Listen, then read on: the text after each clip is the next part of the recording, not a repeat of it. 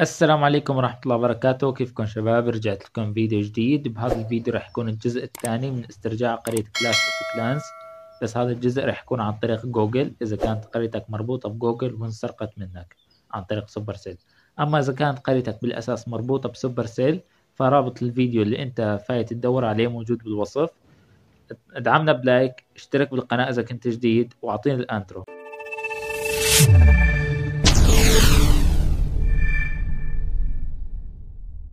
طبعا شباب قبل ما نبلش بالفيديو معلش ادعمونا بلايك، لانه ما في دعم بنوب عندي بالقناة وما بتخسر شيء اذا اشتركت بالقناة، مجرد ضغطة زر. طبعا شباب مثل ما انكم شايفين التعليق الموجود بالشاشة حكينا عنه عن طريق سوبر سيل، بس هلا راح احكي عنه اذا كانت القرية اللي انسرقت موجودة عن طريق جوجل. طبعا يعني هذا الشاب حكى لي انه القرية انسرقت منه، بس القرية بعده عم يفتحها وهذاك الشخص عم يفوت عليها، بس القرية مأمنة على حساب هذاك الشخص لأنه هذاك الشخص هو اللي سرقها. بهذا الفيديو اليوم راح نحل هاي المشكلة، وراح نستعيد الإيميل أو نعمل إيميل جديد للقرية ونحذف هذاك الشخص اللي سرق القرية منا وما عاد فيه يوصل لهي القرية بنوب.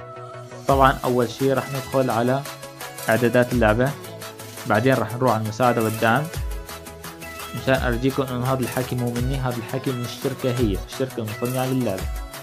بعدين راح نتوجه على الحساب، بعدين راح نضغط على أول خيار أكاونت،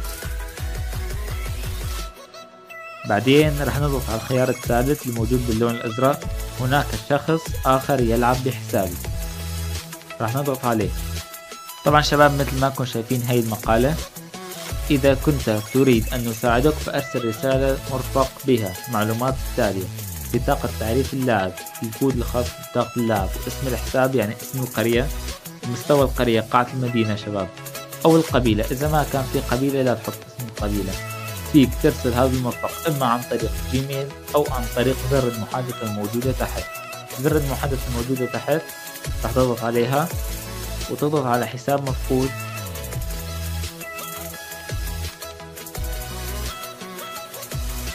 وراح تضغط على متابعة، وراح تعبي المعلومات اللي حكيت لك إياها هون.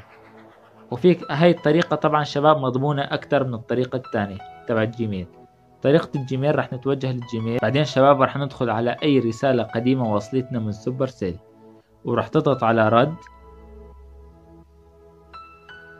مثل ما انكم شايفين شباب، وهون راح تعبي المعلومات الضرورية مثل مثل ما حكيت لكم، اسم القرية، قاعة المدينة، مستوى القرية، والقبيلة إن وجدت. إن ما في قبيلة هون اكتب لا يوجد قبيلة أنتمي إليها، وتحت بالوصف اكتب إنه يوجد شخص آخر يلعب بحسابي، أريد حذف هذا الشخص وتغيير البريد الإلكتروني.